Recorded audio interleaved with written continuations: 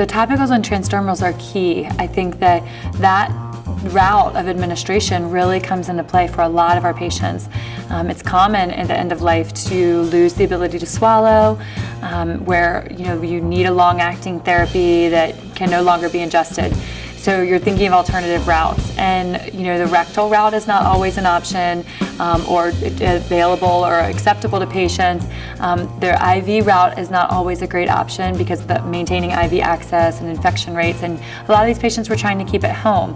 So that's where transdermal and topicals really come into play, is using the skin as a way to deliver these medications. Topically, it can get into a little bit of trouble because people commonly think that you can compound any medication and it has a topical absorption, which is not true. It really depends on how lipophilic a drug is.